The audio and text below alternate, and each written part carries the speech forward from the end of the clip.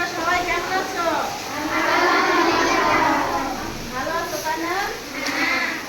আজকে তাহলে বৃষ্টির দিন, অনেক মজা। সামনে তো তোমরা সবাই স্কুলে চলে আসছো তাই না? তাহলে পড়াশোনা করতে কেমন তোমাদের?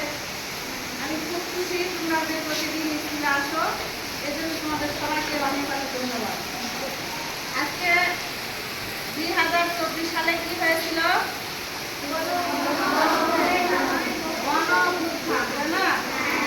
আজকে কত তারিখ তাহলে? জুলাইয়ের 16 তারিখ। 16 তারিখ কি দিবস?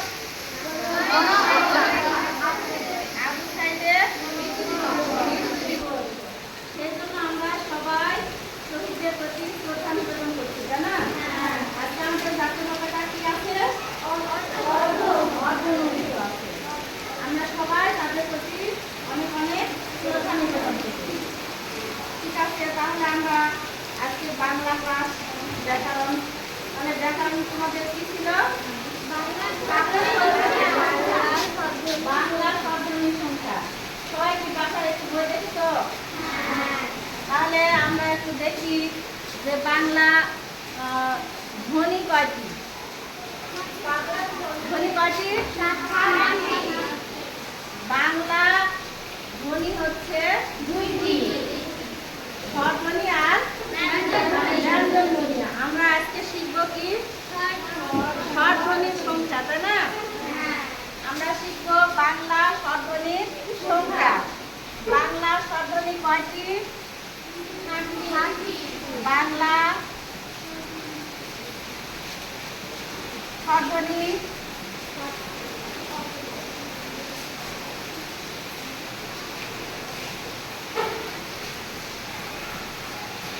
কয়টি? 7টি। তাহলে কি কি তোমাদের মনে আছে সেই 7টি? দেখো 7টি হলো রস্বই, এ, তারপর এক, আর কি আছে? সরিয়া, সরিয়া, সরিয়, রসউ, ও। 1 2 3 4 5 6 7। তাহলে এগুলি এই 7টি কি? এই 7টি স্বরের 7টি অনুনাসিক উপলব্ধি বা রূপ আছে। এগুলো হলো রস্বই, এ, সরিয়া, মানে সব অক্ষরের উপরে কি আছে? চন্দ্রবিন্দু। তারপর আজকে আছে, আমরা এগুলো কি ভিন্ন ধর্ম নিয়েছি। অর্থবাহী শব্দ যদি হয়, যেমন বাধা, যদি আমরা এগুলোকে একটা পূর্ণ শব্দ তৈরি করতে যাই তাহলে কেমন হবে? দেখো বয়াকার কি? ভয়াকা, বাধা আছে না? এটি যদি স্বরধ্বনি তৈরি করতে যায় তাহলে কি হবে? বয়াকা, চন্দ্রবিন্দু আর ভয়াকা। তাহলে কি হলো? বাধা। এই বাধা মানে কি? এই বাধা মানে যে কোনো আমরা কোনো কিছু অতিক্রম করে চলে যাব তাই না? বিপদ আপদকে আমরা অতিক্রম করব, সেটা হচ্ছে এই বাধা। আর এই বাধা মানে একটা বন্ধন তৈরি করা। আমরা যে সবার সাথে সবাই এখানে বসে আছি, তোমরা সবাই সহপাঠী ক্লাসে, তাহলে তোমাদের একে অপরের সাথে যে বন্ধন তৈরি হচ্ছে সেটাকে কি বলা হচ্ছে? বাধা। এখানে সবার আলাদা আলাদা অর্থ তৈরি হচ্ছে। বাংলা মৌখিক ও অনুনাসিক স্বরধ্বনি মিলে স্বরধ্বনি কয়টি হয়? 14টি। তাহলে সবাই কি বুঝে গেছো? তাহলে স্বরধ্বনি কয়টি? 14টি। এবার দেখো আজকে আছে স্বরবর্ণ কয়টি হবে না? স্বরবর্ণ 11টি। এগুলা কি ছোটবেলায় পড়া না? তাহলে স্বরবর্ণ, এখন স্বরবর্ণ হলো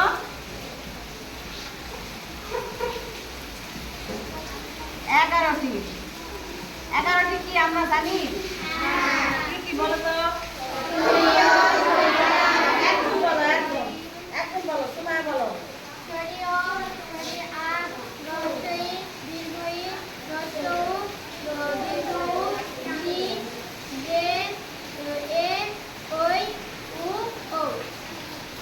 সবাই একটা হাততালি দাও সুমাইয়ের জন্য।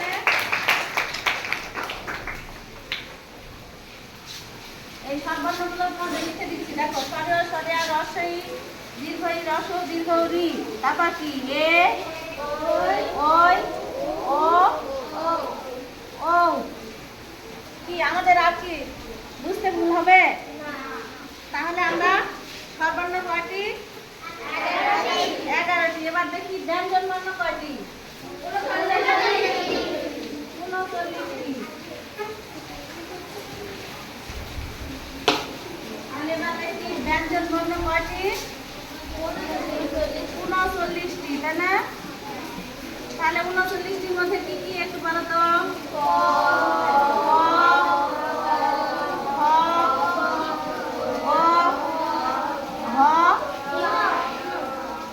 পর্যন্তই লিখলাম। তাহলে আমরা বুঝে গেছি তো সর্বর্ণ কয়টি, ব্যঞ্জন বর্ণ কয়টি? সর্বর্ণ হলো সরিয়া সরিয়া ক খ, আর ব্যঞ্জন বর্ণ হলো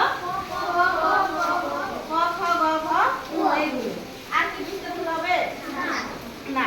এবার আমরা চলে আসি, দেখো এই দীর্ঘস্বর মানে এই ধ্বনিগুলো কয়েকটি ধ্বনি নয়। আমরা আগে বলেছি যে বাংলা কোনো দীর্ঘস্বর নেই, সে হিসেবে রসই রসও ধ্বনি নয়।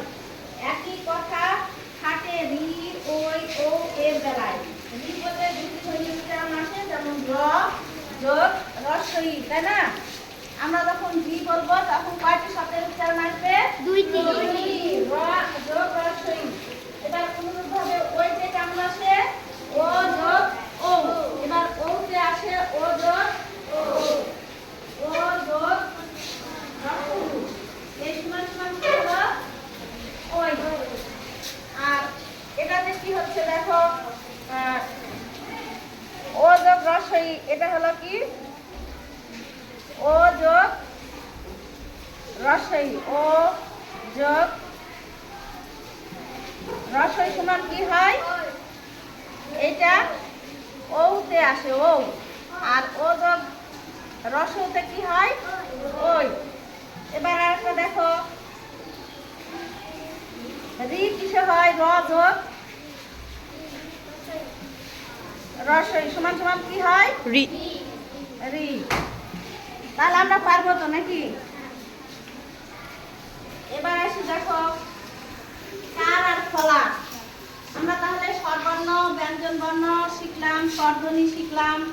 এবার আমরা চলে আসি কার এবং ফলাতে। দেখো কার এবং ফলা। কার মানে কি? যেমন আমার, এখানে কি? এটা কি? আমার। এটা কি হলো? এইটা দেখো আকার আছে, তাহলে সরিয়া ময়াকা, আর এটা কি? র। আমার হলো না? আর এখানে যদি এই আকার না দিই তাহলে কি হবে? সরিয়া ম আর র, তাই না? অমর। এখানে একটা আলাদা শব্দ হচ্ছে আমার আকার দিলে, আর এখানে যদি আকার তুলে দিই তাহলে কি হচ্ছে? অমর। তাহলে এটা একটা আমার মানে কি? যে কোনো জিনিস আমার। আর এই অমর মানে অমর মানে কি? চিরজীবী। আমরা কখনোই মরবো না। যে কোনো জিনিস বলে না যে মারা গেলেও অমর হয়ে থাকে, যেমন রবীন্দ্রনাথ ঠাকুর, কাজী নজরুল ইসলাম, এরকম এরকম আরো অনেকে আছে না, যে মারা গেলেও তারা তাদের কৃতিত্বের জন্য সারা জীবন অমর হয়ে থাকে। এই দুই শব্দ কি হলো? একটা আমার, একটা অমর। এখানে কার বুঝাচ্ছে। এবার দেখো তাহলে বাংলা বর্ণমালায় স্বরবর্ণের দুটি রূপ আছে, একটি পূর্ণ রূপ আর একটি কি? এবার আমরা তাহলে এটা শিখি, বাংলা বর্ণমালায় কয়টি রূপ আছে? বাংলা বর্ণমালায়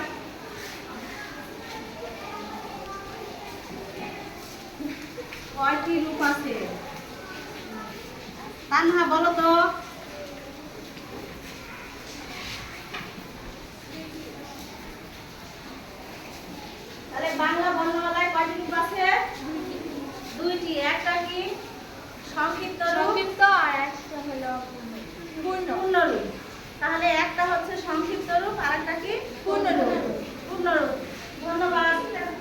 তিনটা থাকে, একটা হাতের দাও, একটা দেখো পূর্ণরূপ,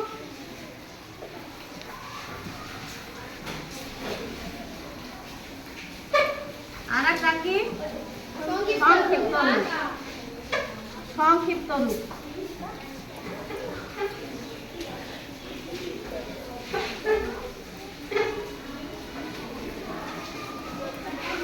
তাহলে এবার ধরলে সবাই পারবে তো নাকি? একটা বাংলা বর্ণমালায় কয়টি রূপ থাকে? দুইটি। একটা হচ্ছে পূর্ণরূপ আর একটি সংক্ষিপ্ত রূপ। এবার আরো আসি আমরা, স্বরবর্ণের পূর্ণরূপ কি কি?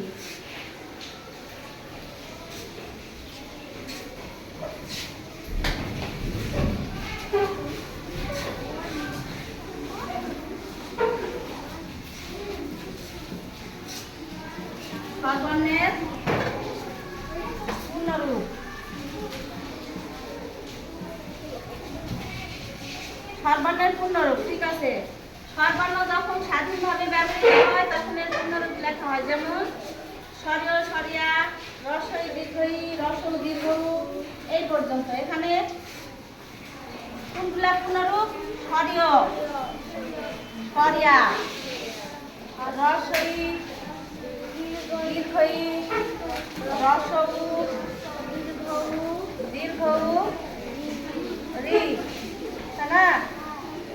এইগুলা হচ্ছে এ, ওই, ও, ও।